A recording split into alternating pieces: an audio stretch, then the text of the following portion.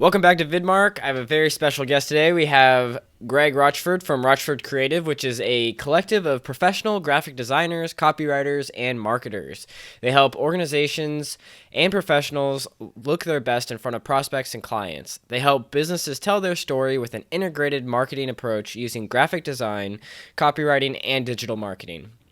Combining branding and identity, web design, email marketing, and SEO, they help businesses gain market presence and increase their awareness. All right, let's cue the intro.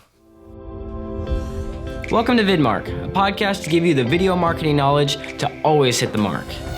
Let us help build your confidence with video strategy and content creation best practices. Join us weekly for pro tips and guest interviews as we explore the powerful communication tool of video. It's time to boost your business. Let's talk video.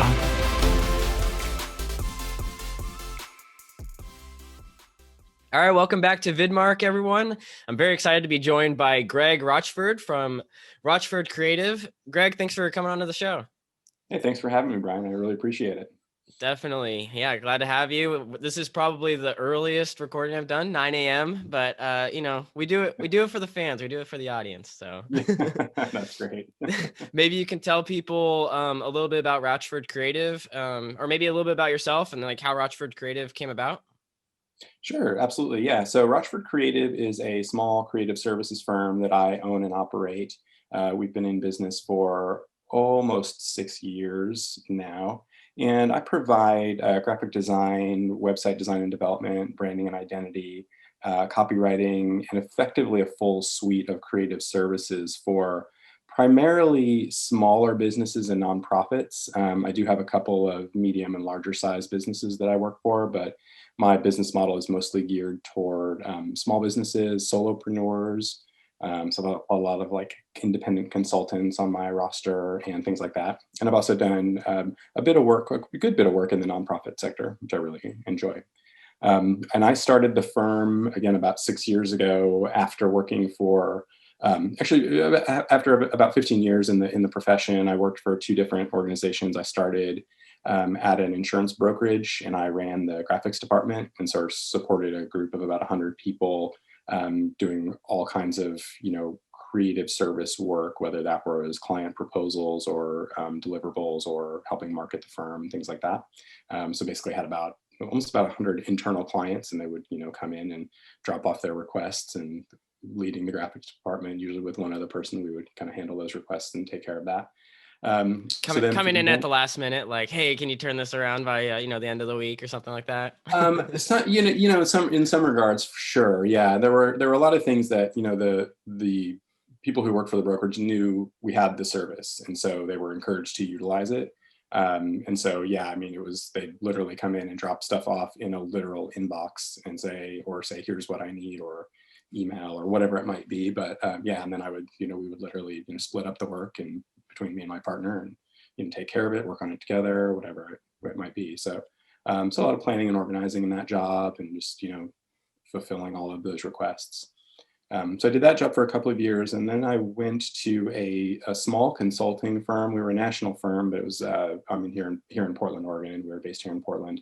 We had national clients, and went into that job as the graphic designer and marketing coordinator. It was basically effectively the title and the job role.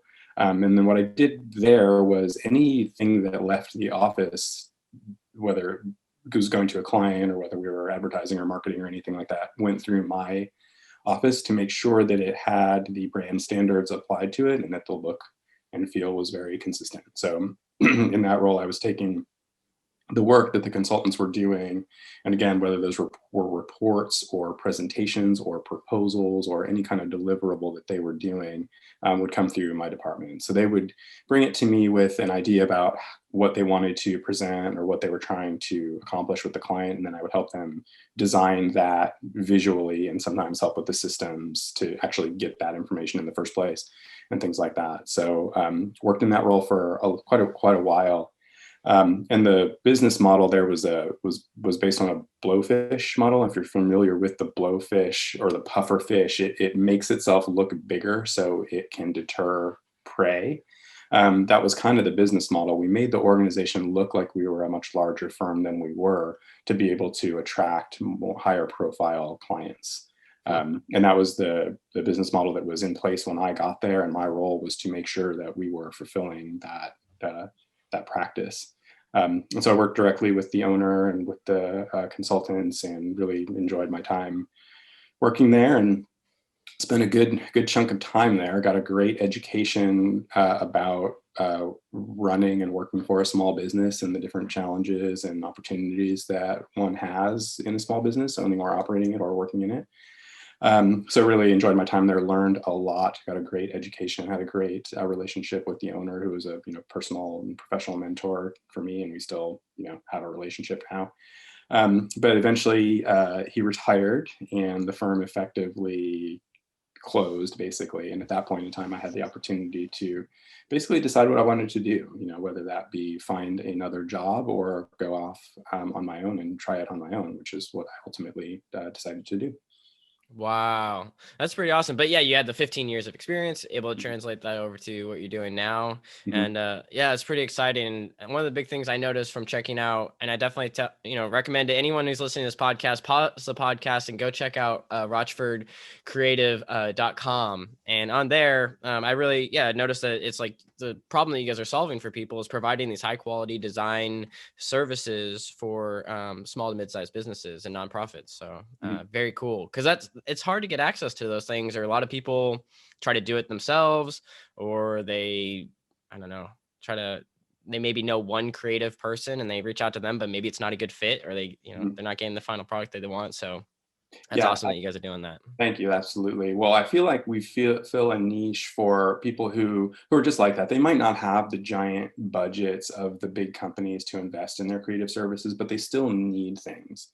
And they might not need things all the time. Like, they don't need to hire me full time to do things. They might have something this month, they might have something next month. They might need to do a rebrand, but it's not something that's going to take years and years. So they don't need, or in many cases probably don't need to afford to have someone on staff all the time to do it. So we can come in on a contract by contract basis, provide the support they need, and we're in and out. And it's great for them because they're not paying a full-time staff person to do that. And it's great for me because I can work on lots of different types of projects for lots of different types of organizations, which is interesting to me. Yeah, it makes things way more fun. Mhm. Yeah. That's awesome. And then I guess for anyone that's listening, that's like business cards, uh, stationery. I even saw you guys did some book Mhm. designs and support Mhm. there. Yeah, absolutely. All that kind of stuff. So anything related to your brand that you need to share with the world. So it's exactly that. Yes, business cards, letterhead, logos for sure. We're designing logos. We'll do websites, do lots of websites. So it's all of those services that they need. And again, the thing that I try to fulfill for clients is, they can hire me, and I can take care of a lot of those things for them. Whereas if they needed to hire a website designer and a brand designer and a copywriter and a marketer and, all that kind of stuff, they're hiring 4 or 5 different people. They're telling 4 or 5 different professionals their story every single time. If the professionals are good, they're asking those same questions because they need to know all of that information about the business, why they got started, what are they doing, who their audience is, where they want to go, how they want to get there, those types of things. Those are questions that most creative services professionals are or should be asking their client to get to know them and understand how they can help them the best. So again, with my niche, I can provide a lot of those services or help find people who can help provide those services if I don't do them. So yeah, I mean, I think I'm a valuable resource to business owners, which Totally. That's I certainly try to be anyway. yeah. No, I can I definitely get those vibes, and from all of our interactions, yeah, definitely very professional, and yeah, that's awesome that you're able to provide that for people.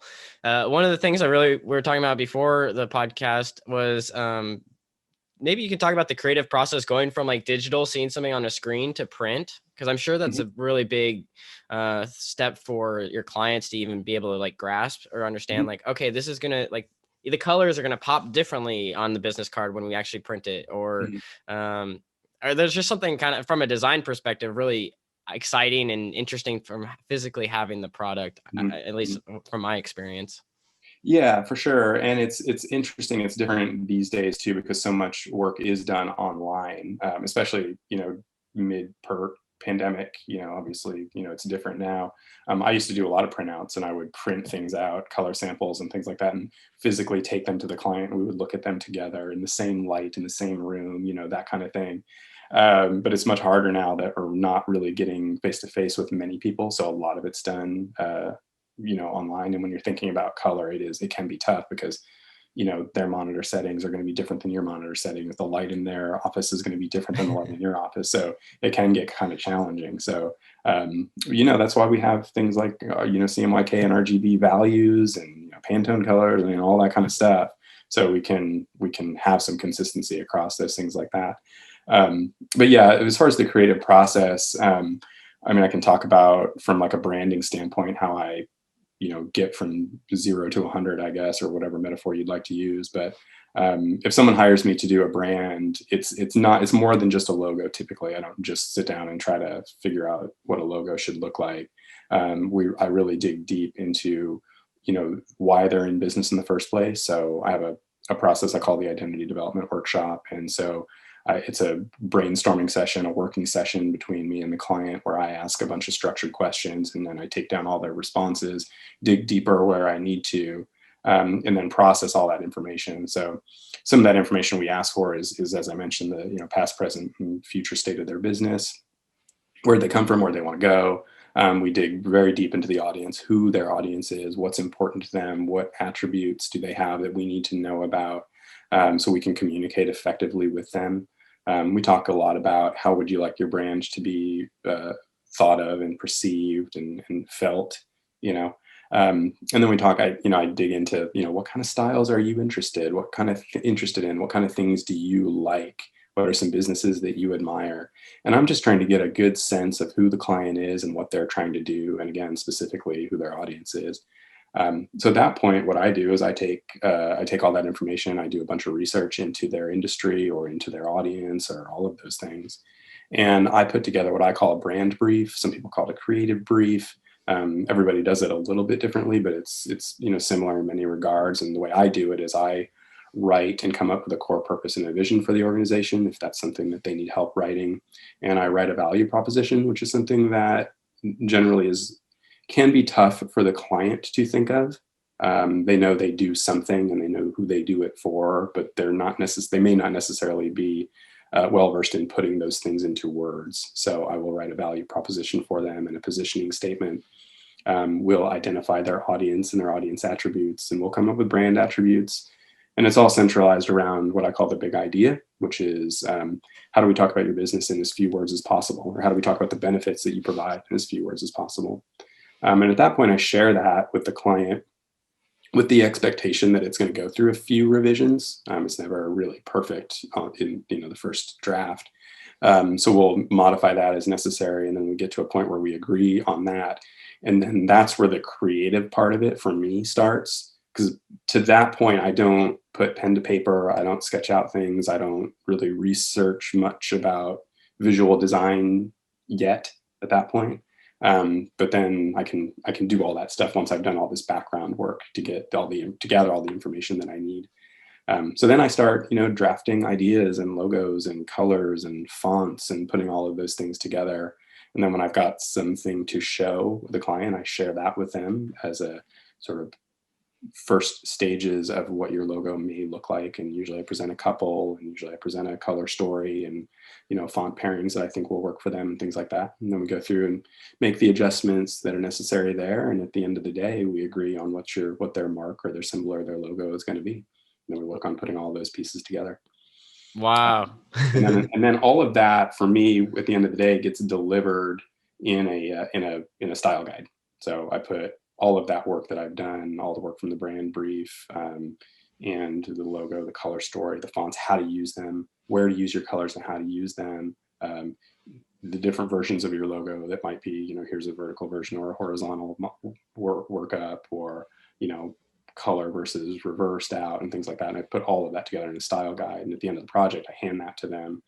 And that's a physical thing that they have to look at and flip through and keep on their desk. So when they're creating a document of some sort and they need to know what color the blue was, they can go into that style guide and find the values right in there really quickly and easily. So it gives them a guide about how to actually use the brand, which I think is a valuable piece that I can provide for clients. Definitely. Yeah. And thank you for outlining like all of those steps, because I think a lot of people, you see the final product of a brand, whether it's a logo, mark, or the colors, and you're just like, you just assume that they get there somehow, but you are the person that gets it from this concept, this like, idea, and actually makes it happen. And then, like you said, having that guide is so helpful for, future designers, for in-house designers, if they want to do updates. But I think what's probably really valuable is you were talking about just providing insights to their brand and who they are, where it's like it's so interesting. We spend all of our time with ourselves, but like it's kind of like you have to ask someone else, like, hey, what is my personality, or who am I like? Like you need to have like that mirror from an external perspective. Mm-hmm. And externally, you can always be like, oh yeah, I know like kind of what that brand is right away, but it's hard as an internal person, you know, when I'm talking about like, your own personality, which is, kind of similar to your own brand, your own business and who you are. So it's awesome that you guys are able to provide that service is what I'm trying to say at the Yeah, end of the cool. day. And it's a very, I mean, one thing I really enjoy about it is that, I'm really getting to know the client and I'm giving them an opportunity to talk about their business and talk about themselves. And you're talking about, looking in the mirror and stuff. And it's like everybody needs a chance to sort of offload that stuff to someone else who has another perception of it and who can help you get to where you need to go. And it's almost like, having a therapist or a counselor or a coach or something like that, where they can bounce ideas off of me and it's a safe space and I'm not judging them, but I'm also helping them sort of figure things out along the way. So it's a lot of really good listening, really being able to hear what the client is saying, and even just saying the thing back to them validates what they're saying, and it helps them hear it in a way from someone else's perspective or point of view that can really help them understand how other people in their industry or their clients are going to interpret what they're saying. So it just helps to talk to people. I mean, I'm a very big advocate of just having conversations, right? Just being a good listener and being conscious and aware of the the person that you're working with. Definitely, yeah, it helps kind of propel things forward. Mm-hmm. And yeah, even on your website, you guys mentioned you guys are professional listeners, which Yeah. I thought was a very cool approach. Yeah, thanks. Yeah, I just think so. I hear this a lot where a client maybe worked with a designer who just followed their own agenda, didn't really listen to the client, didn't really give them any what they wanted, but just gave them what the designer felt like they should have. And I don't ever really want to take that approach. I mean, at the end of the day, the client needs to like what you've done or love what you've done. And if they're paying you, they're the boss, right? I think a lot of designers, or sometimes designers, can get caught in the loop of, well, I love what I've done, and so I don't want to change it.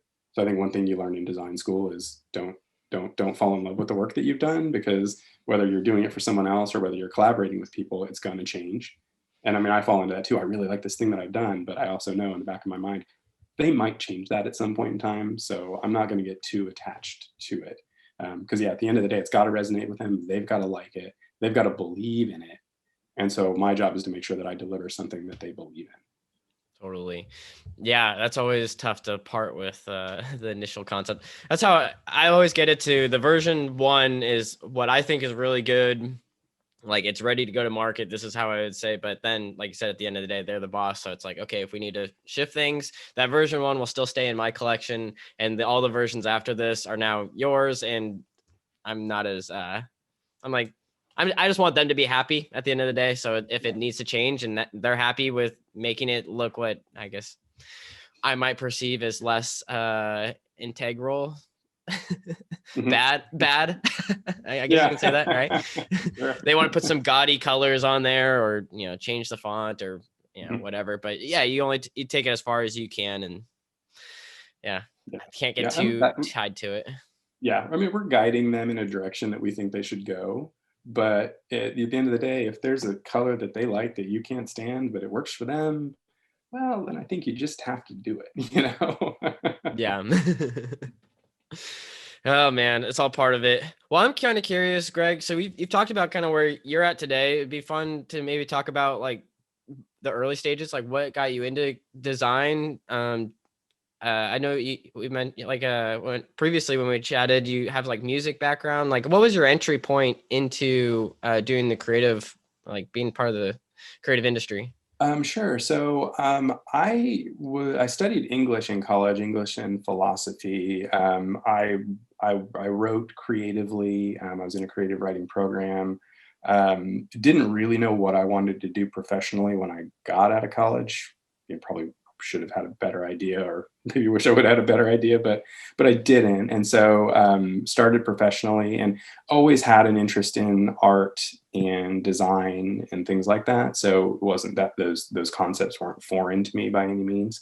Had a decent background in art history and things like that, but always did appreciate art and design. And then, when I did start my professional career, it felt like, creative design could be something that would satisfy my, creative side, or, urges or whatever. But still do something that can, make a profit, right? I can make some money on doing something, which is, I need to make a living, right? So may as well make a living doing something that you're at least adept at and that you enjoy doing. Because I mean, I'm sure we've all had jobs where we don't like what we're doing, or we don't really want to be working for someone else, or whatever that might be. I think a lot of people can identify with that. So I just wanted to make sure I was doing something that I liked, that I enjoyed, and creative design work is something that I enjoyed and have somewhat of a knack for. So a cactus knows how to survive. It can endure scorching heat, limited rainfall, and defends itself against critters daily. Your business is no different. To survive harsh conditions, it's important to develop deep roots using media content that'll continuously nourish and support your marketing efforts day after day. Tactus Media is here to help you determine a strategy and create media content. Together, let's map out the next sequence of videos, podcasts, and social media to help your business thrive. Work with Tactus Media, media tactics that stick. Ouch! Visit tactusmedia.com to learn more. That's awesome. Very cool. So I guess like through the writing aspect, and then you've been able to develop all these other skill sets of design along the way. So I guess in class when you were like growing up, you would be more writing like your own, like I know I would write like lyrics because I came from the music industry world. So I would write music lyrics in class, or like would you be doodling? Like what would be your typical like expression? Yeah, so I did a lot of creative writing. So I wrote poetry, I wrote some short stories. Again, I was in the creative writing program, so I was doing, those things. So I was definitely into that. There were some poetry readings and open mics and things like that I did. I did play in a band and played music with friends and that kind of thing. So that was a bit of a creative outlet as well. I'm not a very good musician, but I like music a lot. So there's that kind of stuff. So I was doing, creative things, I think pretty much all through, growing up, and have hopefully continued that as a professional. Yeah.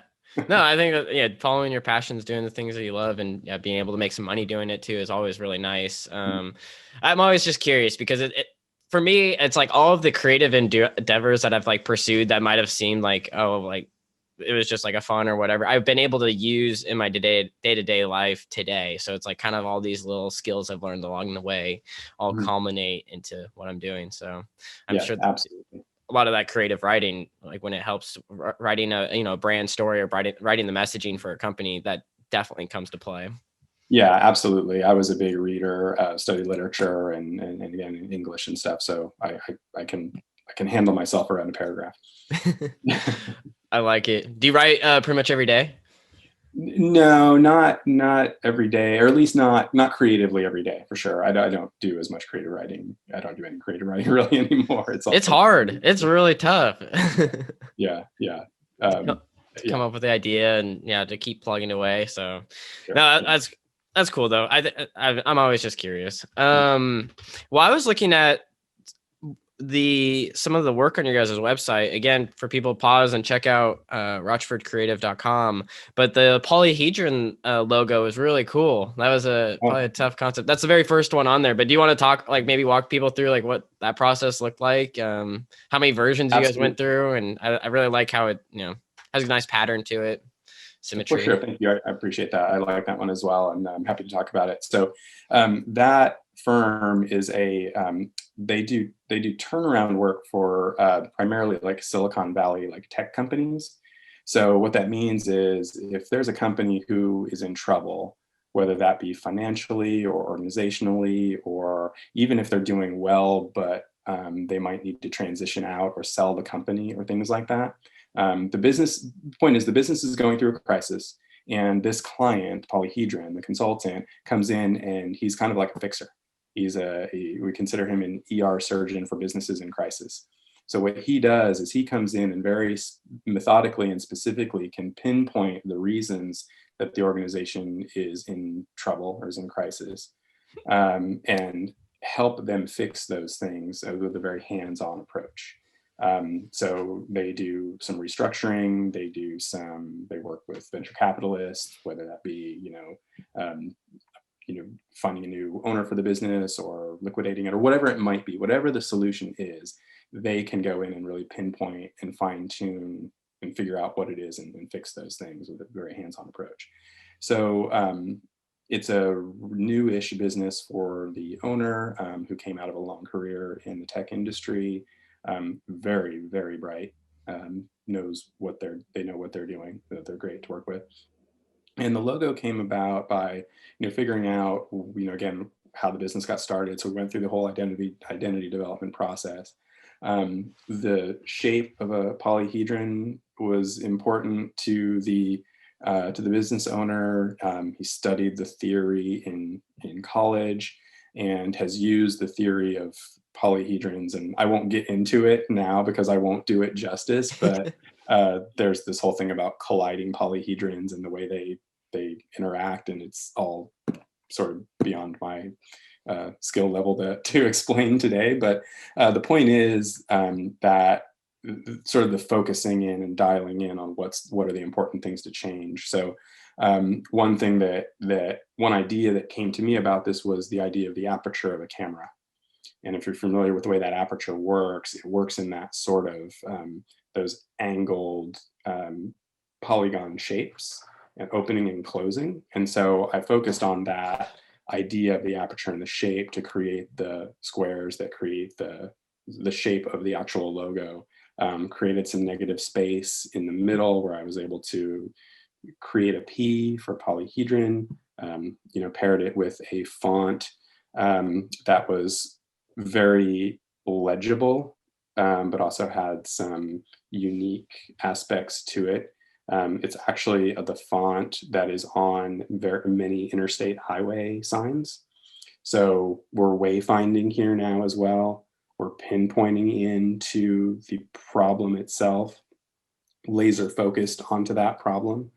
And then from the color story, I wanted to use some colors that evoked confidence and trust. And so we went with, it's not exactly a monochromatic color scheme, but it's sort of like that, where the blues go from a darker to a sort of a mid blue color with some neutrals in there. So that's kind of how that project came together. I did one logo for this client, and I took a risk of just showing them one. Oftentimes I might do two or three if I have that many good ideas. I felt pretty good about this particular idea. I felt like it was a pretty good idea, and I felt like it would resonate with the client. So I did take the risk of just showing one and was a little nervous about it, frankly, because, if they didn't like that one, then we were certainly going back to the drawing board, which is okay. And sometimes that is part of the process.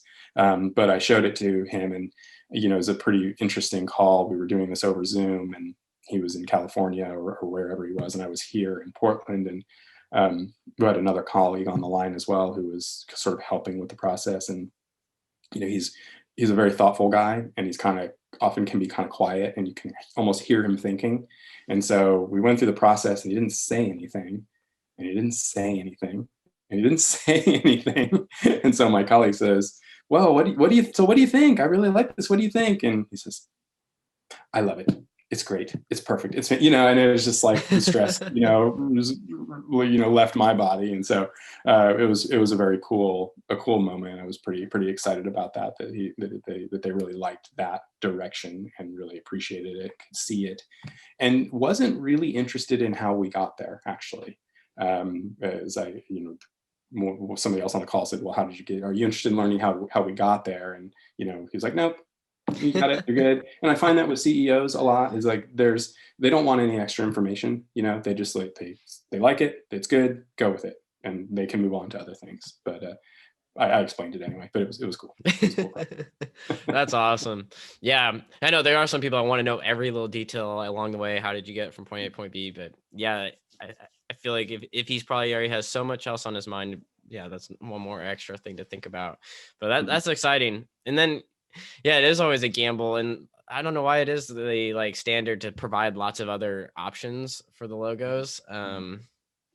Usually you create like the one that you think is really good, and then the two other options are like not as good, or you don't want them to pick them, and then they wind up picking one of the ones that isn't as good, and then you have to like try and make it work, right? Right. Yeah, that can certainly happen. And my approach to that is just to make sure that you believe in what you're presenting, and if you don't have it, then don't present it, because I'm sure we have all fallen into that. I certainly have. Like, here are your options, this one's the best, but they might pick the other one, and you've got to live with that if you're able to present it. But again, it goes back to what the client needs, what suits their purpose as well, and ultimately what they like the most, because they're the boss in that situation. In my opinion, I know I'm not sure everyone has that opinion, but the people writing the checks are the bosses, so yeah, they need to like it. Well, I think the designers that do well are the ones that are, like you guys do, listen and are honing in on what the client wants, because a lot of people don't want to rework with someone if they're not on the same page. Exactly. But yeah, well, how are things looking for you guys this year? How is 2021 looking? It's a good start so far. I've been pretty busy. January was a very busy month, which is exciting. I think in the past for me, when you start a business, you go through different stages and phases. And now that I have several years in business, I can kind of look back and say, okay, how was January in 2018 or in 2017 or 2016? And how does that compare with how it is now? And I mean, the indications that I have are all that it's given a good start to the year for sure for me. So I'm happy about that. I was really nervous as the pandemic hit about where am I going to find clients. I used to do a lot of, networking in the community, going out and meeting other business owners, meeting people in and out of my profession, or just meeting people who could potentially be clients. And that stopped with the pandemic. So I felt very fortunate that I was getting a lot of return clients, a lot of referral business, and a lot of work that's been coming in to me as opposed to me going out and getting it. So I've had a lot of incoming work, which is good. So I've been, cross fingers that's gonna continue. I feel like in my past, January and February haven't been the best months. I'm sure that's different for everyone, but this year it looks like January is pretty good. January was okay last year, but it's definitely better this year. Yeah. So feeling pretty confident and pretty positive about the year. Got some opportunities coming up. So yeah, feeling pretty good about it. That's awesome. Yeah, really happy to hear that, because it was a big question mark for everyone. The pandemic, how is it going to affect? What's the short-term, long-term effects? And hopefully, this podcast can replace one of your networking events as a way to gain the word out there about what you guys do. Yeah, I hope so. Thank you. I appreciate the opportunity for that. Oh man. Well, just one other quick thing from your website I wanted to talk about was you guys do SEO work. Do you guys also do website development for people too? Yes, yeah, we do tons of websites actually, which is fun and exciting. And I'm more on the website designer side rather than the developer side. But I've got some good resources as clients have needed, things built for them or processes created that there wasn't a pre-built or an easier solution for. So I've got some really good developers that I can contact and work with and have things done, which is awesome. Yeah, because that kind of expand our capabilities. And so if someone says, "Oh, can you do this?" instead of saying, "Well, no, I can't do that," I can find people. So that's how sort of the collective works a little bit. It's like if I have enough people in my network who I can reach out to that I trust and I believe in and who can do the work, then I'm more than happy to hire someone to do some very special, specific, things for clients as they need them. That's So, awesome. but yeah, do lots of websites. Yeah. Yeah, that's sweet. Very cool. I think that's helpful for people. So really, yeah, if you just started your business or you're only a couple years in, like reach out to Greg and he can help with a lot of your, if you already have a brand, probably rebranding, redesigning, taking it to the next level, and then all the other, question marks people might have around their materials. Absolutely. Yeah. What's I always like asking people this. What's your favorite part of the creative process?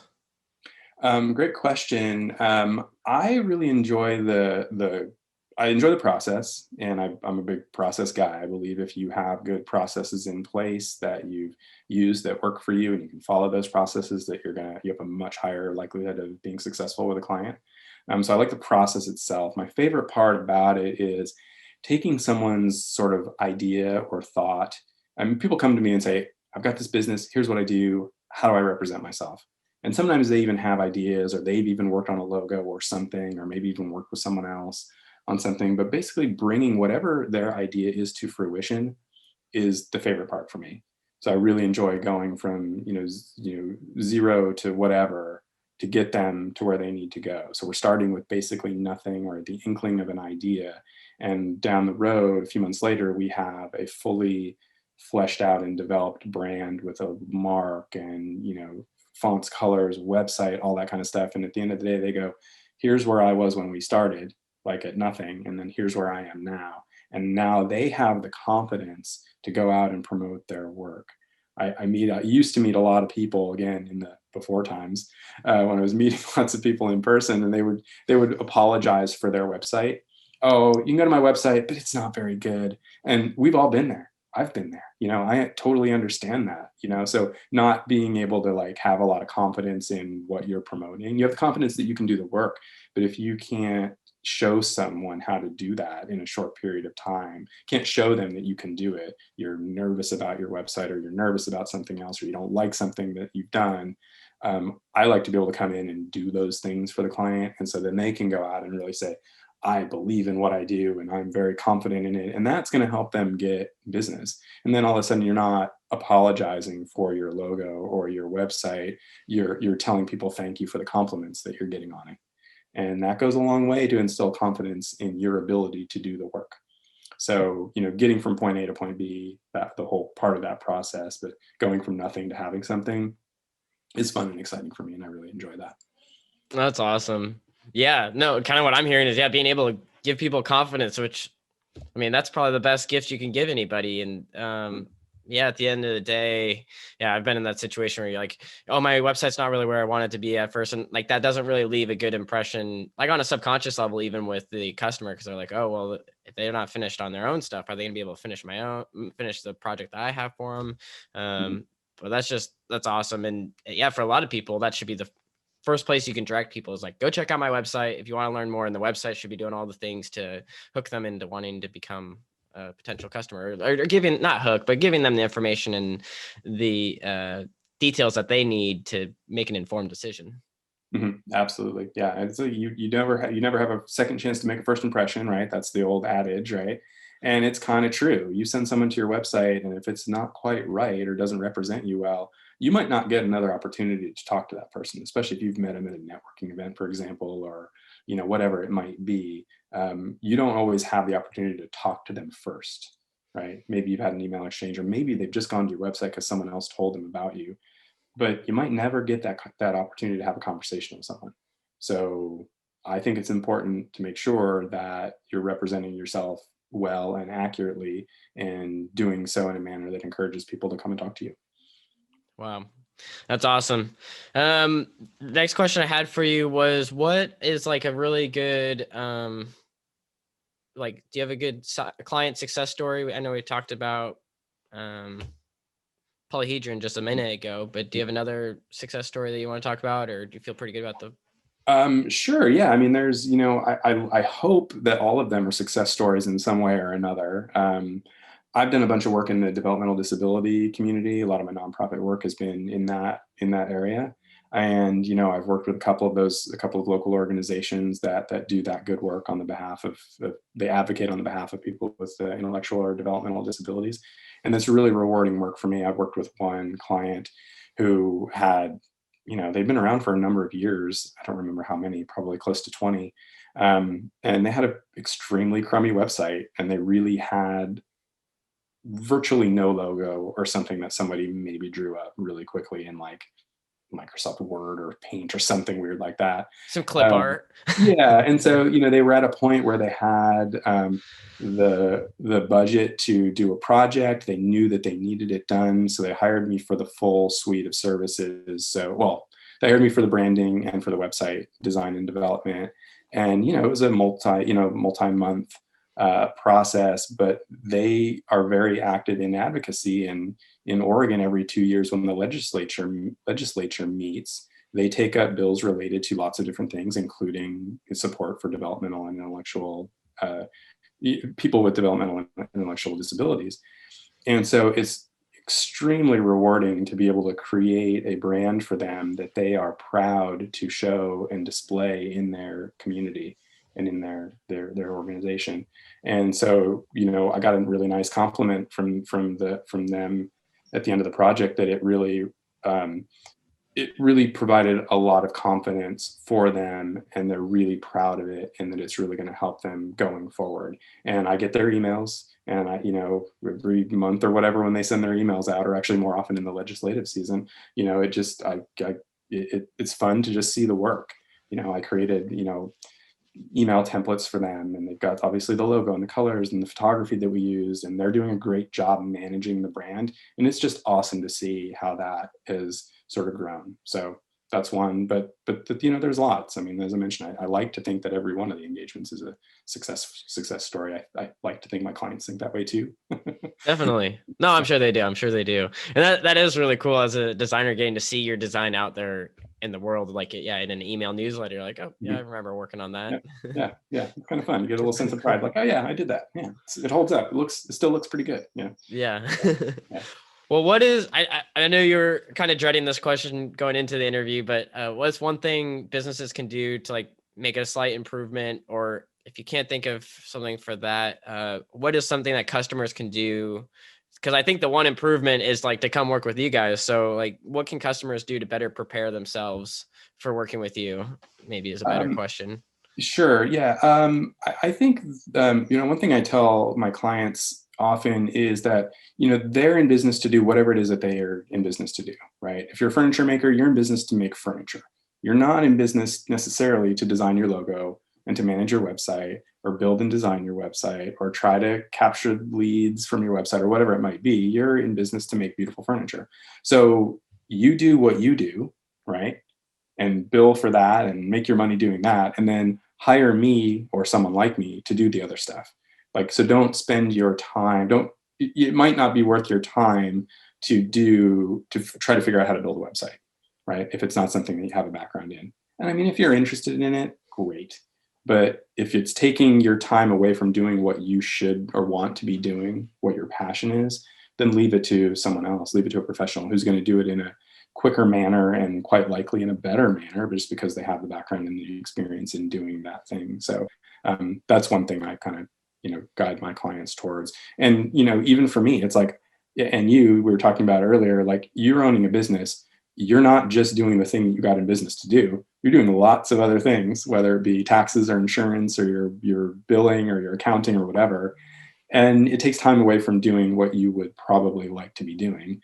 And so then it turns your 40-hour-a-week business into a 50-hour-a-week business, because you're spending 10 or 12 hours every week doing your own things to just manage and maintain your business, whether that be your licenses or whatever it might be.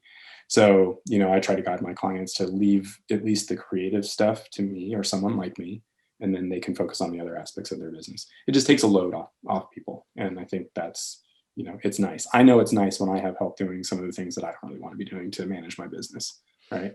Totally. Yeah. There's only one of you and only so many like even if you do have the hours, you might not have the energy because you're having to like learn a new skill or do whatever. And yeah, like you mentioned, yeah, maybe someone might be excited about making their website, but at the end of the day, hiring a professional, unless you're actually like a website company, it probably is not really worth the effort, Absolutely. Yeah, for sure. Or I don't know. I guess some people maybe have the dreams like, oh, maybe I'll make a side thing out of making websites if I make my own. I don't know. But yeah, hire a professional. You only have so many hours in the day. I guess at the end of the day, I think we've already mentioned it a few times in the podcast, but maybe just one more time for people. Like, what's the best kind of client for you?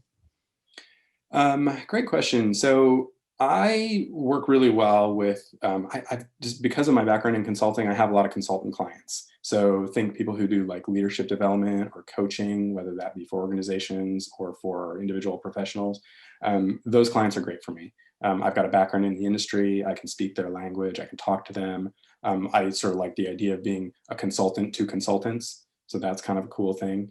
But I also like working with a wide variety of different clients because for me, I'm interested in learning. And so, I can learn a lot about a lot of different industries or different practices just based on the research that I'm doing to help a client. So I kind of like that because then I can get at least a basic understanding of lots of different things.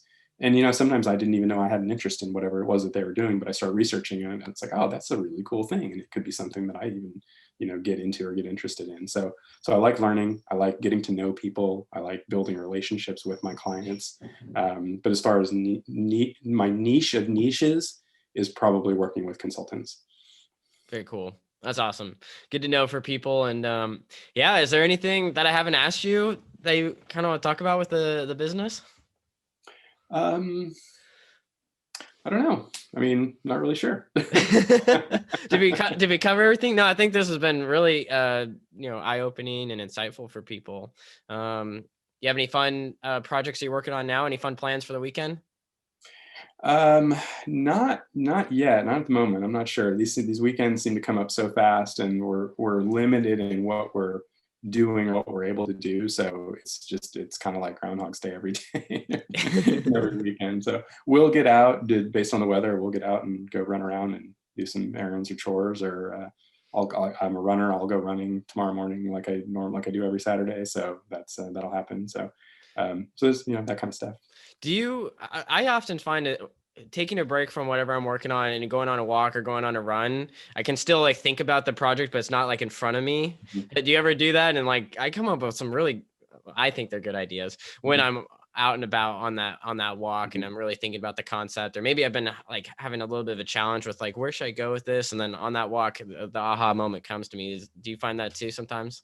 Absolutely. And there's a lot of science behind that as well. Actually, if we spend a lot of time working on a problem or trying to solve something, taking a break is hugely important because there's brain processes that happen where it's pushed back to another part of our brain. Our brain is still processing it, but when we're doing that other thing, that's where those ideas come from. So I have very often spent a day working on something or several hours working on something, and 5 o'clock rolls around or whatever quitting time might be for me that day, and I'll go out and take a walk or I'll go do some work in the yard or whatever it might be.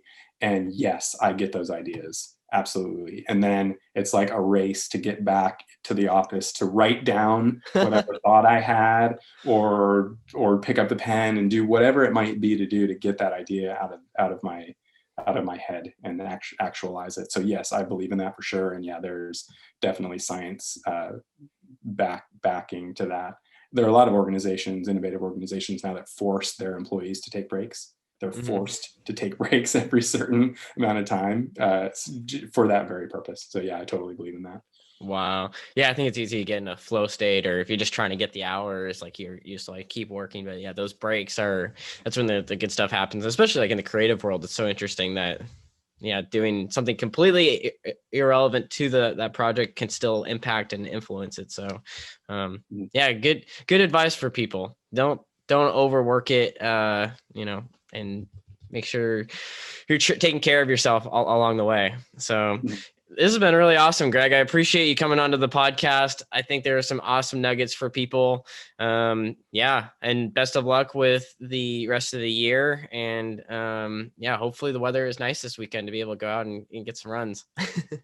Absolutely. Well, thank you so much for having me. I really appreciate it. You're doing great work. I really enjoy your podcast and the work that you do. So thank you so much for having me on. I really appreciate it.